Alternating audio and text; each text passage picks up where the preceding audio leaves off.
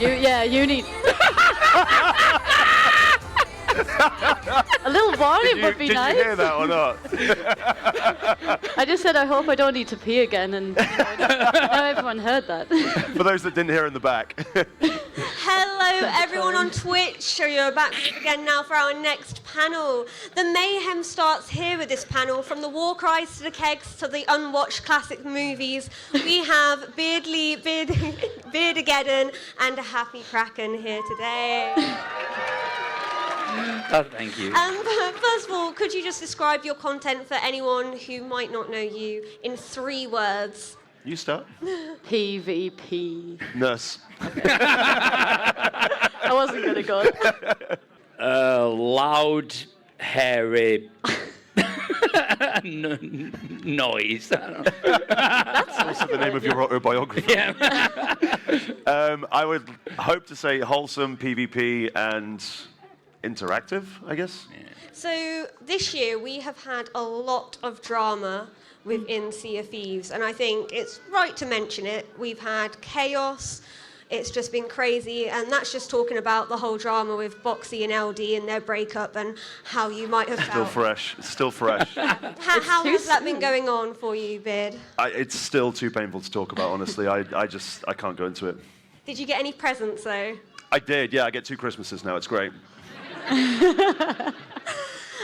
But yeah, so as we know, there's been a lot of stuff being spoken about within Sea of Thieves, but I want you to talk about adventures that you've really enjoyed this year that you've had, not the time-limited ones, but something that's special that has happened for you within Sea of Thieves. I mean, I know Mad's already told the story of Ben and Augie earlier, so she's stolen that story for me. That's one moment that's always going to stick in my mind. Just a quick recap was just meeting 2 young lads in adventure mode, and they was very new to the game, and we just decided, well, we literally said to them, would you like to go on an adventure? And they're like, yeah, we'd love to go. And we ended up taking them to the shores of gold, and it was just this absolutely incredible, wholesome, experience. Drew was involved as well. Drew made an incredible YouTube video about it, so if you want to check that out. Oh, you're finished? Yeah. Oh, okay. I know I talk a lot. In fact, before we go any further, speaking of adventures and stuff, is LD here as well, actually? There he is. Can you come over here a minute, mate? We've got something for you. Come on, LD.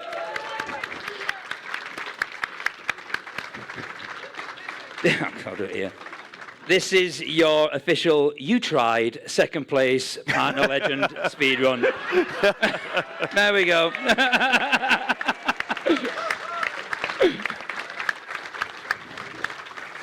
For me, the best, most amazing thing that's happened recently, which is a story that I haven't actually shared on stream yet. Falcor, is Falcor here?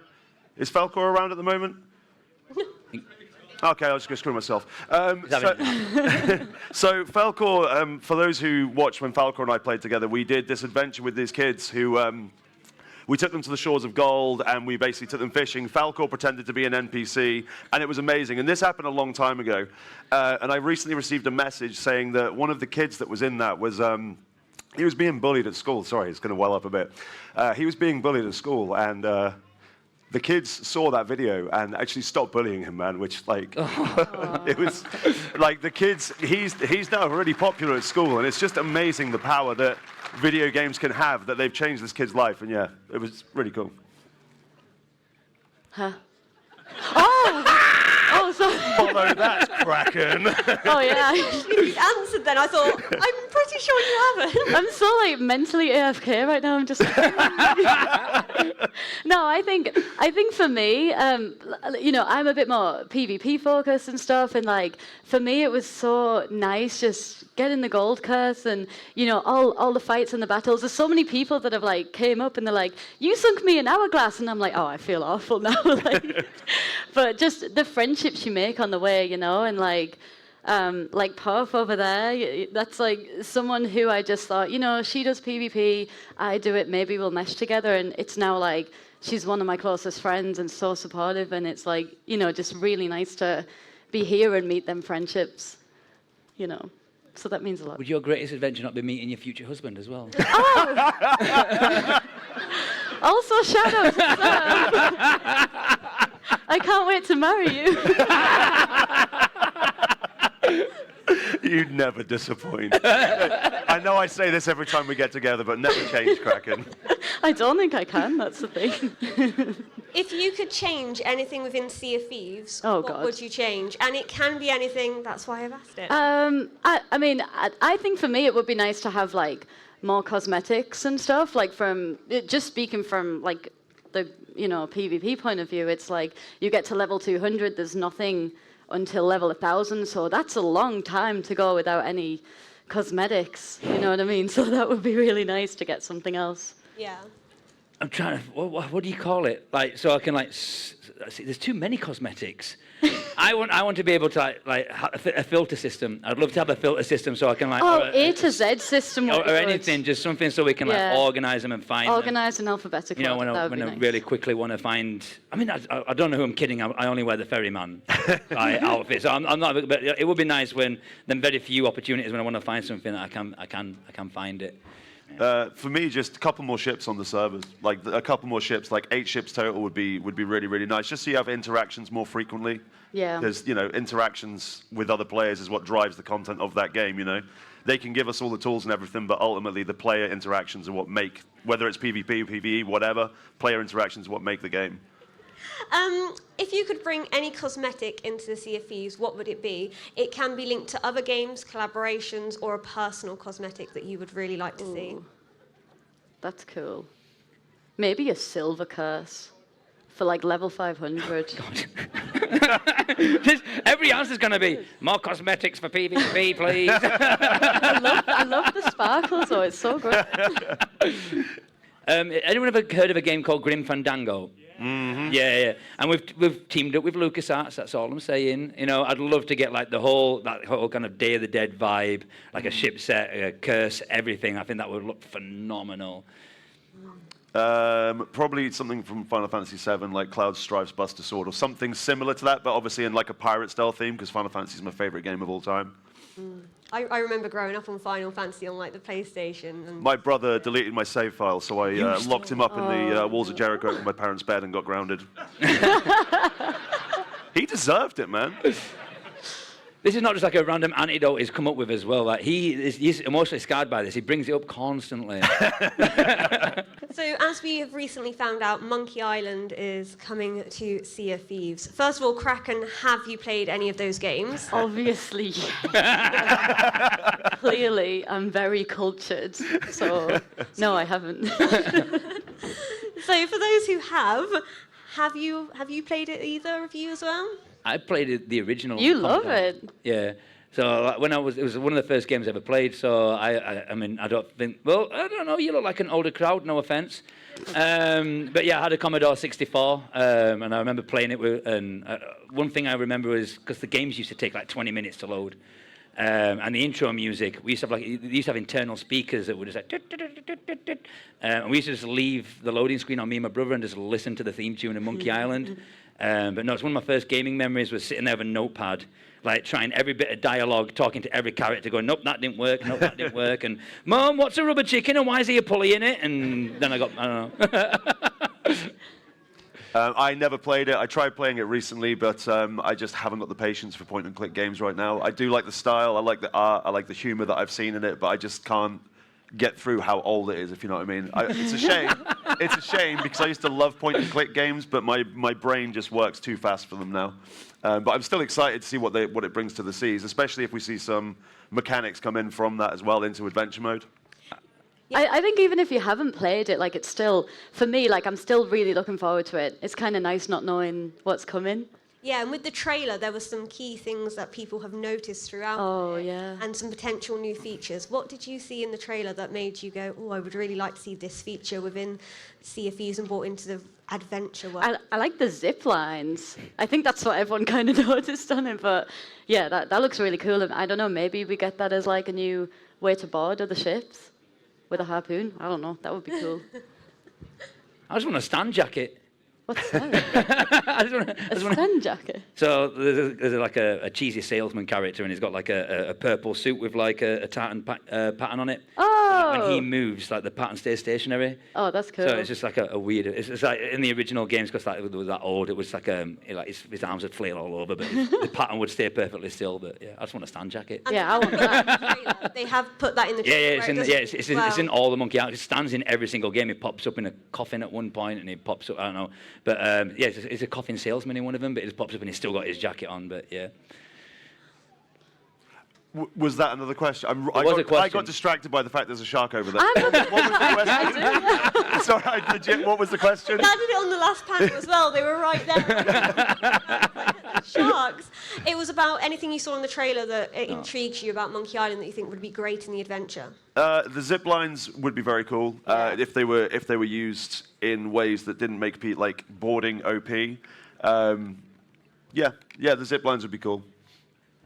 I think, again, on some Monkey Islands kind of point out, I think a lot of people don't realise how, I mean, I'm assuming, I guess I can be corrected if I'm wrong, how much inspiration Sea of Thieves actually took from Monkey Island. I think a lot of the humour, a lot of the style and everything, and those that haven't played the game, you know, it's one thing they'll realise, and just how, I always say, like, Pirates of the Caribbean just felt like it was bolted on the side. It was kind of like, you know, a different world brought into Sea of Thieves, but Monkey Island very much belongs in Sea of Thieves, and I'm so very excited to jump into that.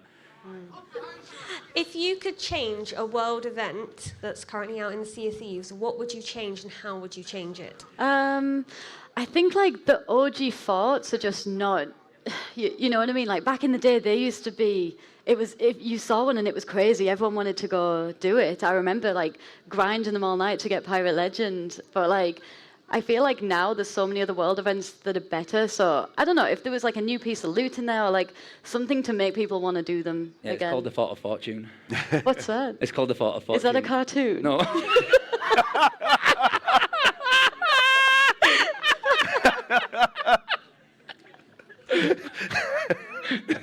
I actually can't tell if she's being serious or not.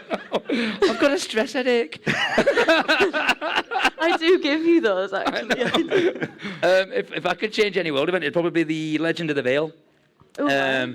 I'd love it if it could be more. I mean, I love the Legend of the Veil so much, but that final fight, I'd love it to be more stages to it. So like, I always think I'd love to see something like Pirate's Life Tall Tale 5. I've forgotten what it's called. But that final battle, you know, where like, Pendragon comes up and everything, then you've got to then to have to board and kill like PvE on the fort and like get to an end game and stuff. I just love to see more epic. Because I think it is already very epic. I loved doing the Veils. I was kind of gutted. It was them and the Gold Vaults are the only two things in game that when I got to the end of it, I was like, oh, I'm gutted. You know, because I want to keep doing them, but you know, for the commendations or whatever. But no, I'd love to see like that built on and made even more epic. It's not a world event, is it? That was a crap answer. It's not a world. It's all right. We'll go with it. That's not even a world event. I just like to be able to, like, if as a solo player, be able to scale the difficulty of the world events, so you could make them harder for yourself with like an increase in loot. Because I didn't mind them the way they were. The Fort of Fortune sucked because that took ages. I love the way that is now, but for me, the Skeleton Fleet has always been my favorite event, and the fact that it's so much easier now is just.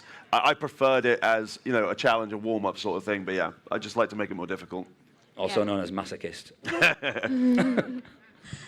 So obviously we've had the time-limited adventures. What has been your favourite one to participate in? Shrouded Deep. Shrouded Deep was so good. It's just like summoning the Megs and like setting off the flares and that noise, and yeah, I love that. Absolutely love. You don't know what I'm talking about, do you? I heard of it though, Oh my which is good.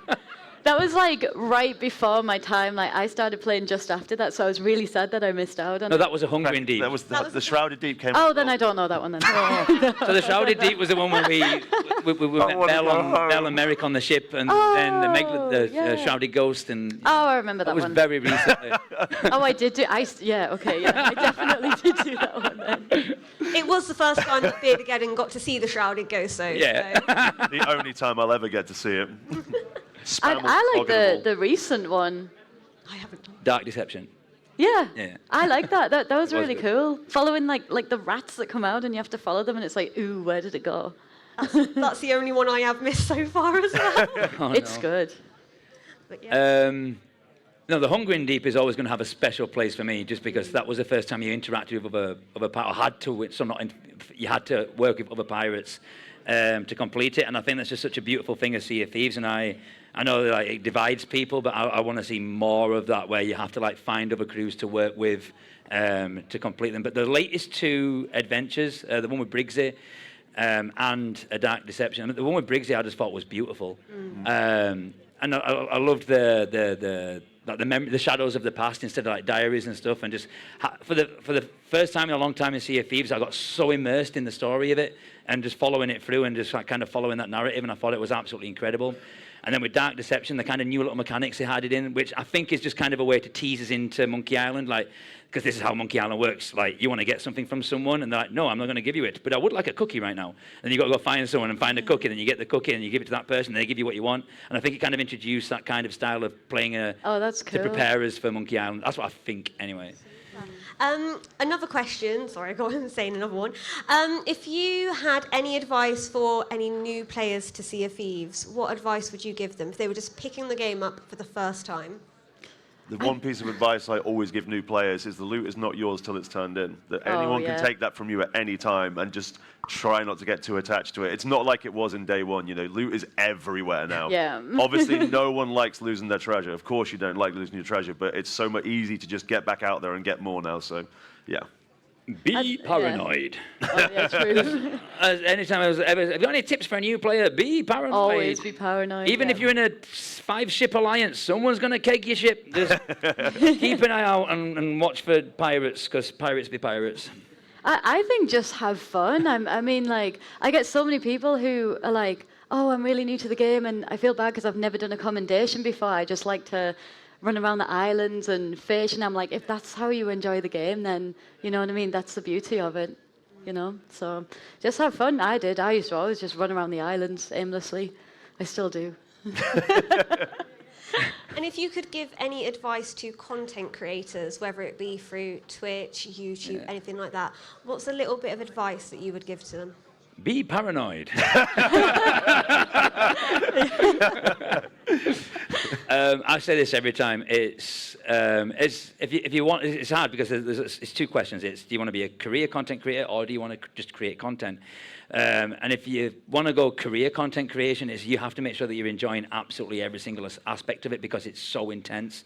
So if you're not enjoying an aspect of it, just drop it. Like, you don't have to be on every platform. You don't have to be doing absolutely everything. Everyone's got their own path, but fundamentally, you can't get anywhere unless you're enjoying every bit of it, because you'll just burn out, you'll get fed up, and you'll end up giving it up, and it'll be a big waste of time. So just focus on what you're enjoying. Don't do what you think is going to get you the numbers. Don't go for short-term wins. Just make sure that you are passionate and excited about creating content every day, and that you enjoy every aspect of it. I would say, like, don't compare your journey to other people's journeys, because there is no formula, there is no set thing that's going to say this will get you viewers, this will get you likes, this will get you watches. It's like luck, right place, right time, being good at what you do, personality. There's so many different factors, and your journey will never be the same as somebody else. It's like if you started streaming, if 2 people started streaming exactly the same time and followed the exact same path, they would end up with completely different streams. There's like no guarantee of numbers, there's no guarantees of anything. So, like Beardy says, just enjoy what you do. Or just find a category that's got a guy that's already popular and pretty much emulate his brand and piggyback off them. That works. Yeah, I think just very similar to what you guys have both said. You got to make sure like you're happy in doing what you're doing and stuff. And I think, yeah, like a piece of advice I would give is probably one that I need to take myself right now, and just don't be scared to change things up. Try a bit of variety if that's what you want, and like there's no right answer. It's just if you're happy and having a good time, then everyone else is probably having a good time in your chat too. Yeah, I'd also say one really important thing, and I've seen it a lot in a lot of different communities, is if you're streaming, and this branches off what Kraken says, never focus on the negatives, because nothing will kill a stream quicker than just being negative all the time. Like, if people come in, whether it's DayZ, Sea of Thieves, whatever, games where communities are really outspoken about things that are up with them, at the end of the day, the reason we're all here is because we all love this game, right? We don't want to sit and watch somebody talk smack about a game. We want to sit there and we want to watch people enjoy themselves. So just remember, if you're not enjoying yourself, do something else. Take a step back. What is one thing you wish you had known sooner when playing Sea of Thieves? it can be an up-to-date feature that might have been added that you think not everyone would know about? You know, this is not for me specifically, but you know, one thing that always surprises me is the amount of people that don't know you can reload an ammo crate. You know, the ammo crates that you pick up, like especially, I always make a thing of it. So during like a drops weekend, when there are a lot of people come into the stream that don't normally watch Twitch, or they'll be more casual like players of the game, and I always make sure that I pick up an ammo crate and just refill it. And all of a sudden, there'll be that one person in chat will be like, "Yo, what? You can refill those?" But yeah, there's fun little stuff like that. But I can't think of anything specifically that. Sword lunging skellies that carry kegs. Being able to sword lunge the feet and make them drop the keg and defuse it is one of the most satisfying things. I've never done that yet. I always just go straight into it. But no, YOLO. I've practiced that a lot and I love doing it. It's like, yeah. For me, that's one of the accessibility settings, and I don't do it so much anymore because I don't tend to do as much PvE as I used to. Is you can change the color of the X marks the spot. A lot of people don't actually know that, but you can change them from red to white, or whichever color you prefer. I have mine as white, and I found it so much easier to find the treasure that I'm looking for than the red one. I don't know what the reason is for that, but it just seems to work better for my brain. If you're doing the gold vaults where you get the parchments and set bits, so sometimes you can't tell if it's like a red plant or part of the X. But when you've got the white X's on, you can like, oh yeah, that's the X for the loot. That is a good one. There's a few really good accessibility. I mean, you've got a panel coming up, haven't you, talking about accessibility? Definitely watch that because it's incredible the work that like the team have put into and who they work with and the guys that are going to be coming up and talking. But even like they've got like a clicky sound. I'm not describing it very well. Is that for the wheel? For the wheel, for the compass. Yeah. So like even with I've got it on for the compass. So when I'm walking around, it's like a tick tick tick tick tick tick tick sound when you're trying to find loot and stuff. Yeah. It's really really good. Probably the same. The X marks the spot one. That was like. I remember when I found that out. I think I saw a video on YouTube. But yeah, it literally changed it for me. I used to suck at digging, and now I still suck, but you know, a little less. I was about to say I really appreciate that they've added the sound effects for rocks. You know, when you're like approaching rocks and they're like really loud now, but I still hit them. I still hit them. I hear them now, and I see them, and I still hit them. But yeah. You've got the options of loud and louder for those rocks. I might turn it up. Honestly. Loud and louder. But that has been great to have the sound of the rocks, but sometimes it's like suddenly you think someone's boarding you. Well, that's it, yeah. Well, I think being boarded or about to hit Dwayne. Yeah. But that's super. Thank you very much for being a part of the panel as well today. Really do appreciate it. It was lovely. Can we get a round of applause for the panelists today? I felt really quick.